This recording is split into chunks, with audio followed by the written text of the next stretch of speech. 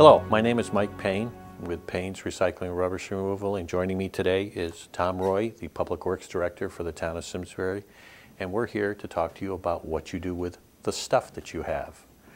Some of it is obviously trash, and some of it is also items that can be recycled. We're going to talk about the new things that can be recycled, and also the upcoming hazardous waste collection that the town's going to be doing.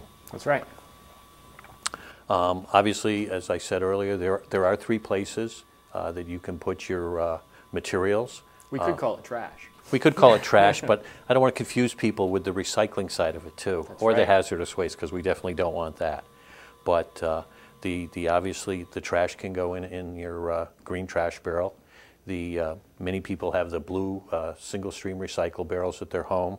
We also offer drop-off down at the former landfill at Simsbury bulky waste site for the residents, and we have some new items that we can accept there, which are large plastic items, which are like a big wheel with the metal items removed, or also the slides or large kids' toys items, and those can be recycled now too. So we can accept them. If you can fit them into your blue barrel, please do that. If they won't fit into your blue barrel, feel free to drop them off at the landfill. Mike, if a resident has some large plastic item, some of the things you said, like a lot of the kids' toys, and they get it in the blue barrel, but the lid won't close, is that where you want them to put it, or should they bring that to the Wolcott Road facility? As long as the cover is upright and not laying back, that'll be fine.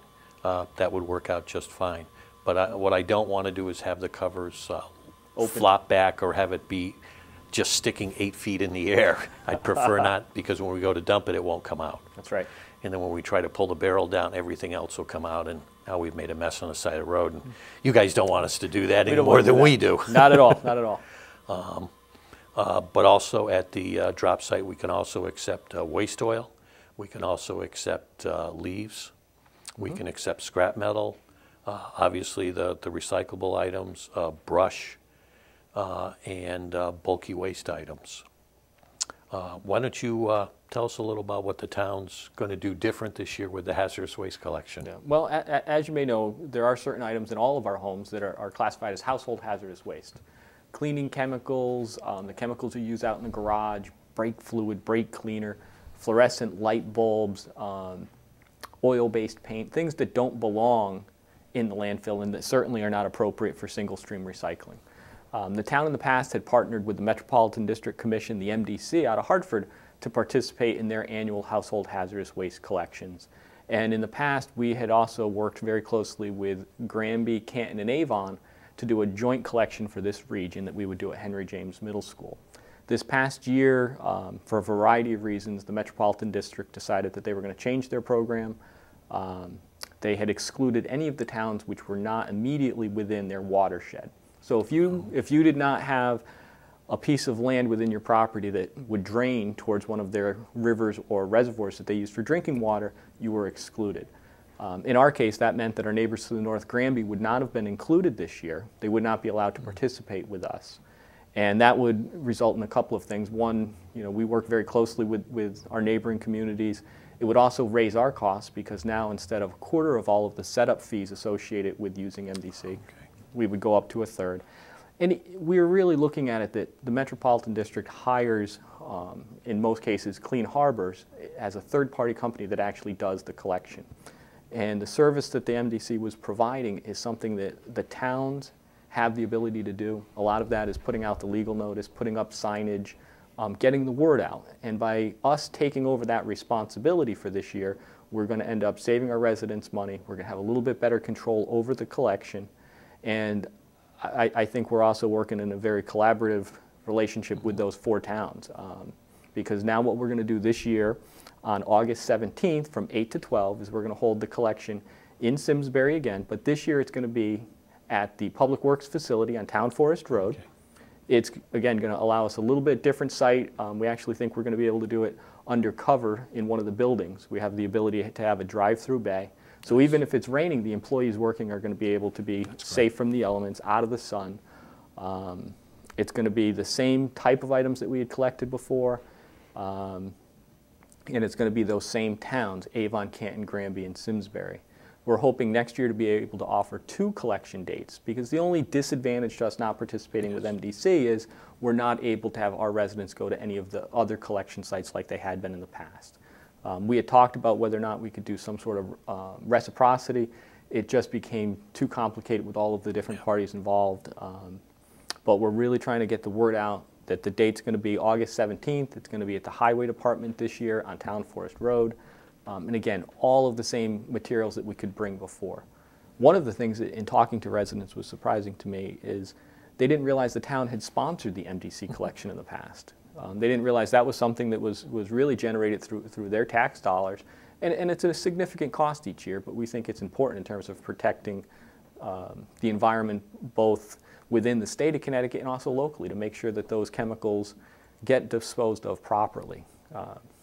No, I think that's great. I can remember over the years the number of different items that showed up there, frankly, was really scary. And as a guy that has a number of these green barrels in all the towns you just mentioned, it's very easy to assume that some of that stuff could go in there, and that's not good for anybody. For a variety of reasons. Exactly right. And so that's great that the town of Simsbury is going to do that August 17th. August 17th. And if we can get some information on that in the next couple of weeks, what we'll do is hand out that information at the bulky waste drop site. We can certainly get that to you. Yep.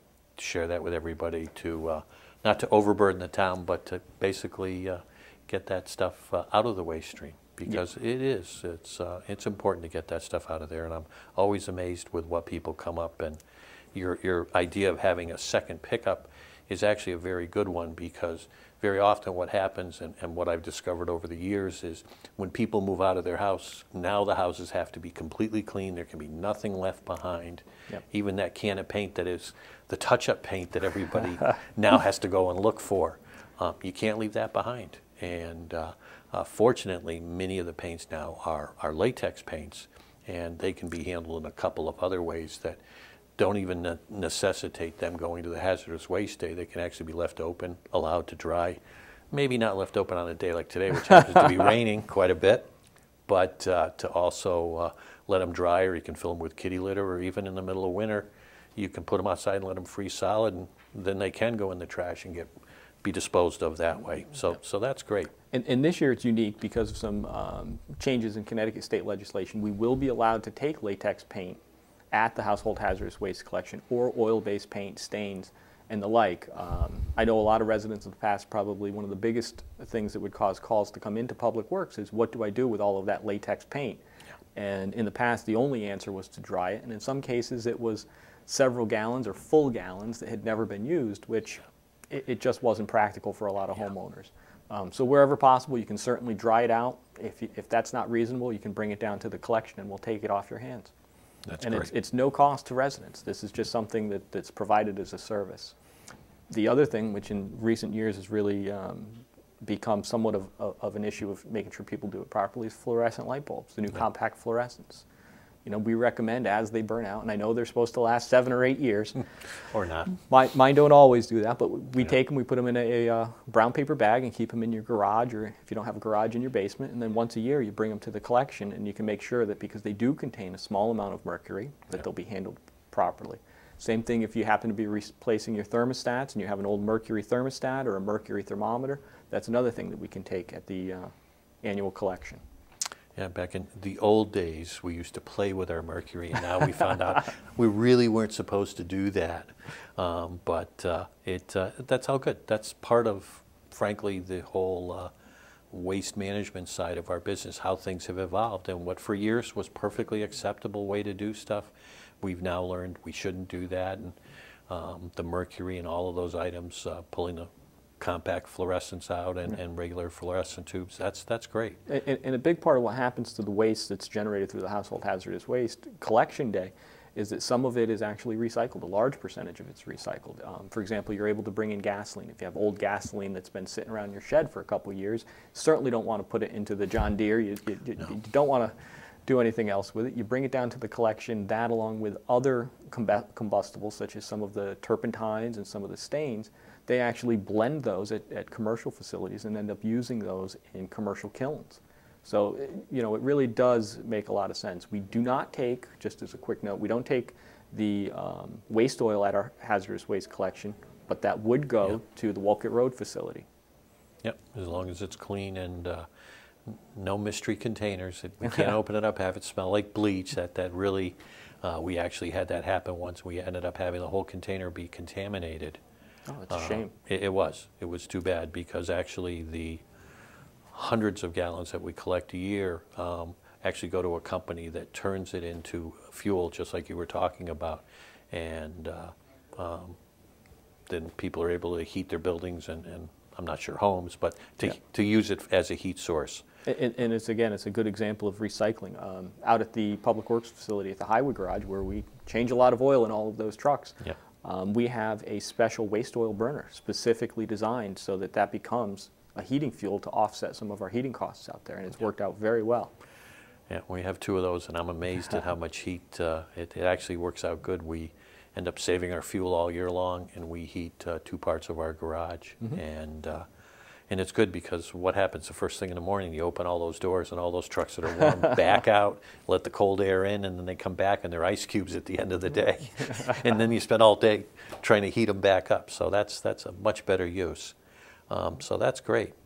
One of the other things that the 2 of us have been talking about is sometime probably later this fall, the town's going to be changing our application with the state and be able to accept just latex paints at the landfill. That's correct.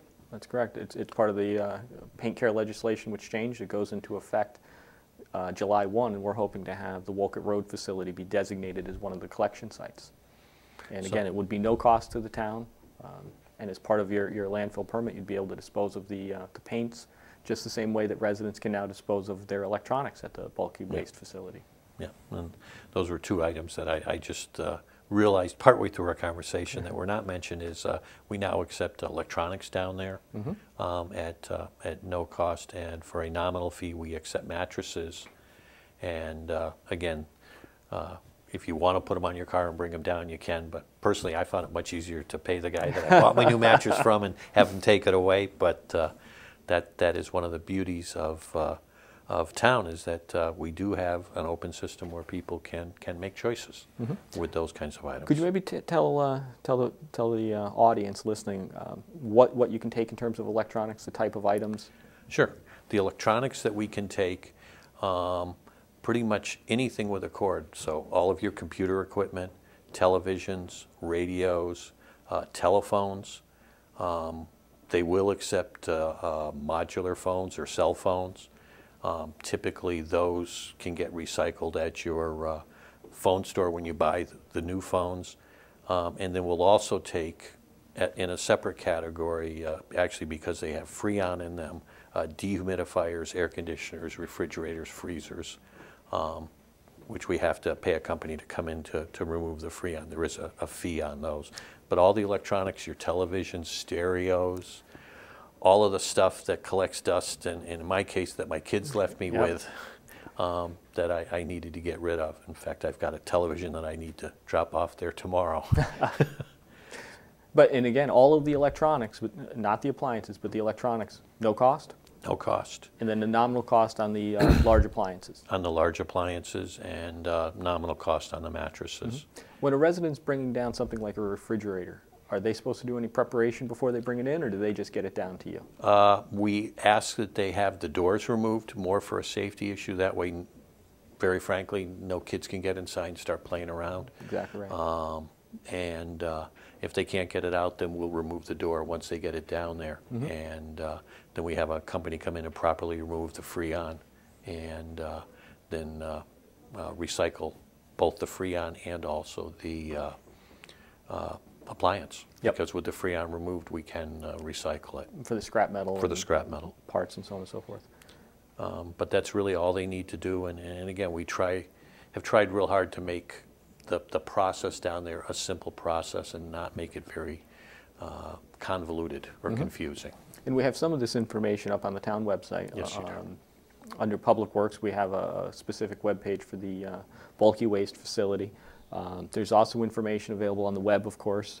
There's one website in particular, which is earth911.org, and another one is call2recycle.org. Where just putting in your zip code will put you in contact with some easy, quick answers of where you can recycle some of your materials. Okay. And one of the other things that we have that's unique at Simsbury is the Swap Shack, which a group of Gotta love volunteers... the Swap Shack. Absolutely.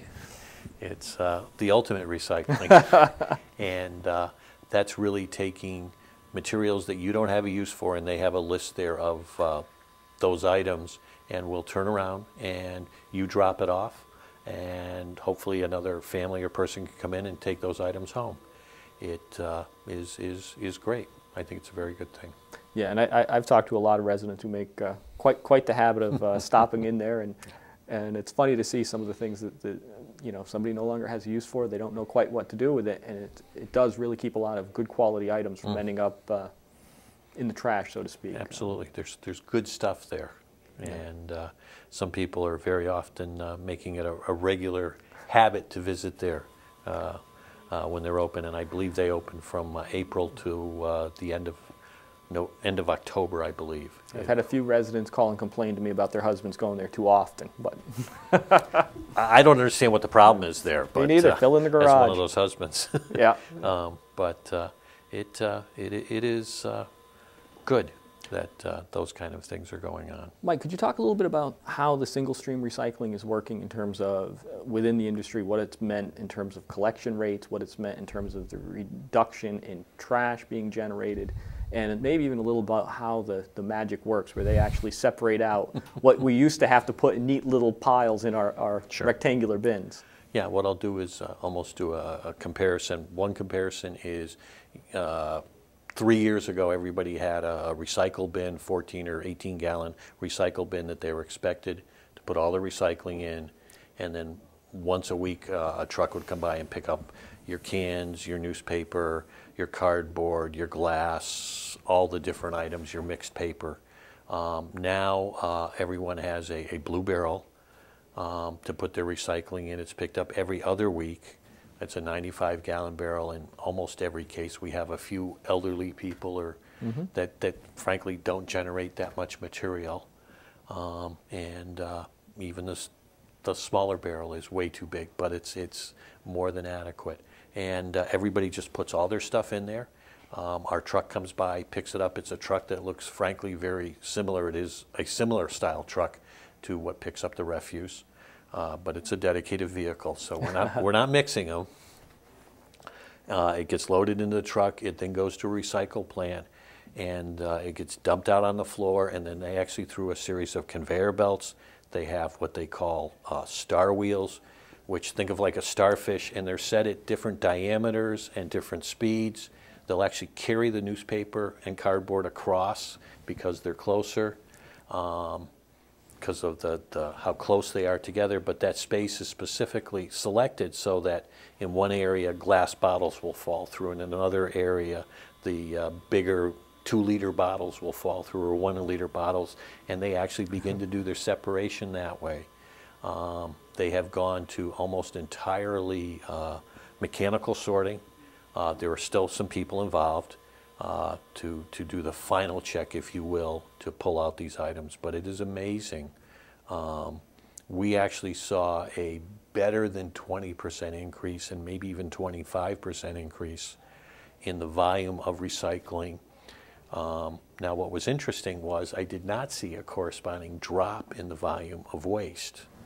But Interesting. I'm beginning to see it now, and what I attribute that to is that everyone's trash barrel was full, because in all honesty, and I know it wasn't right, but when your recycle bin got filled, where did you put your stuff? You could put a little bit in a paper bag next to it, but at some point it needed to find a home, and there was this big Got to get it out of the barrel. house. Yep. So by providing everybody with a blue recycle barrel, now you're filling that, and they're cleaning their houses out of the previously mentioned trash items. Yep. and that's been going on. And but I'm amazed at how much paper we're getting now, how heavy, even at my house, just rolling my barrel out to the street, how much heavier my recycle barrel is versus my trash barrel. It's been amazing how much more is getting recycled, and community to community, I have seen this happen in all the communities that we service, and it's a great thing. It makes it easier. I think it's far easier to do it. It's definitely cleaner and neater. There's a lot less stuff blowing around,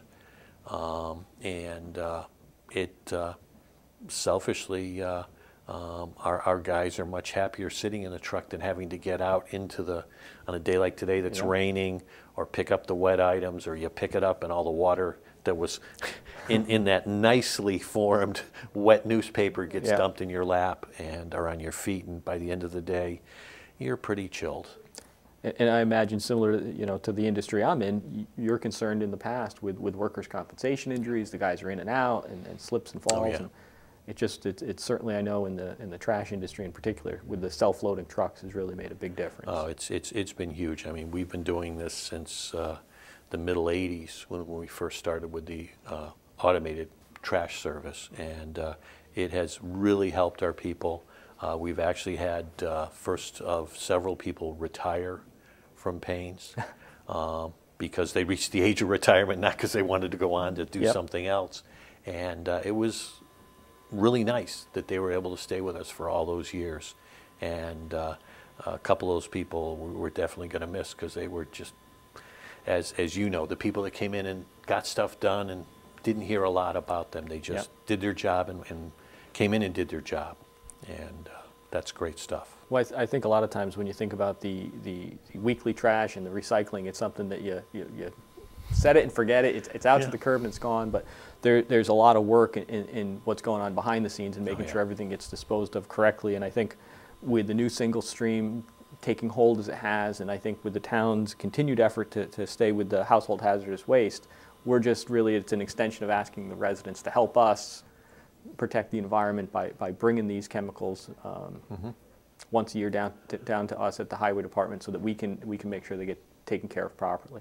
No, I completely agree, Tom, and I think it's, again, part of the next step, the evolution of things, and finding out it's no different than when we started doing leaf pickups.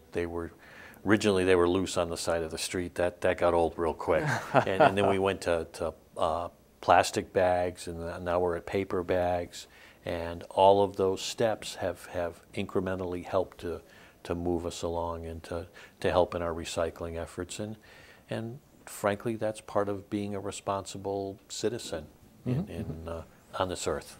Yeah. And it is a very good thing, and I have absolutely no doubt, just like the items we talked about adding between the electronics and the mattresses, and this fall with the latex paint collection.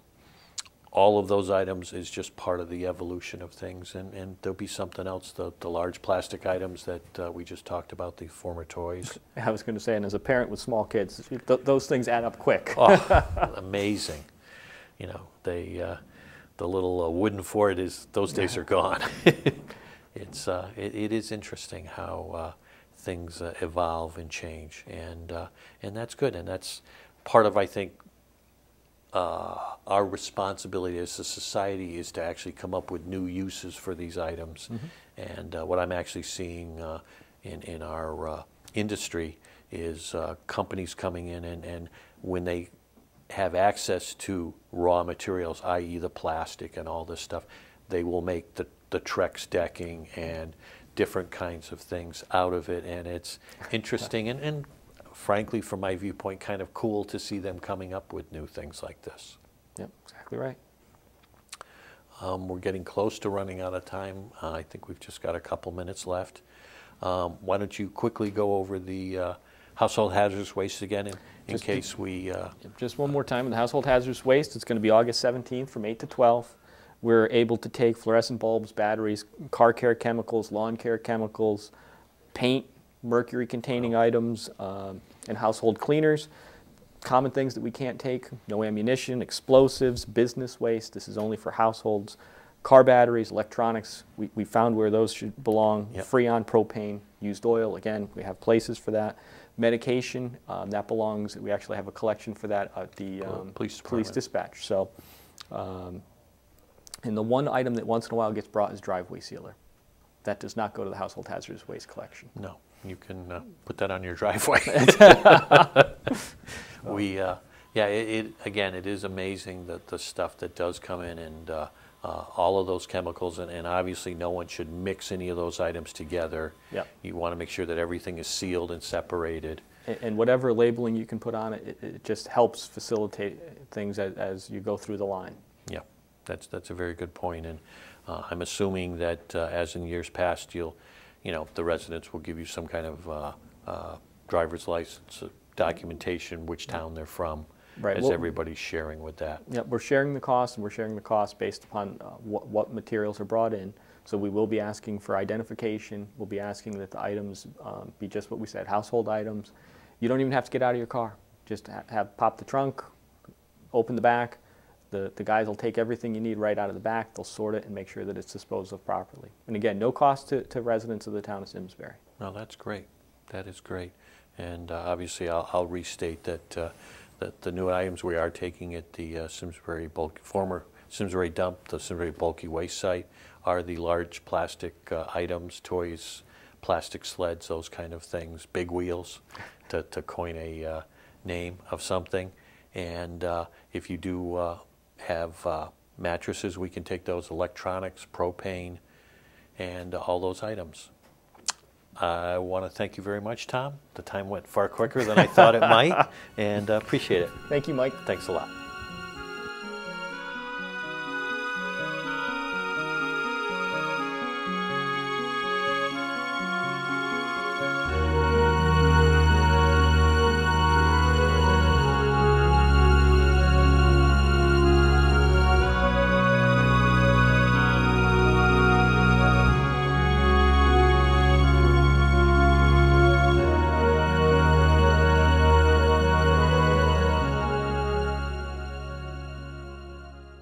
Funding for Simsbury Community Television is provided in part by contributions from viewers like you. Thank you.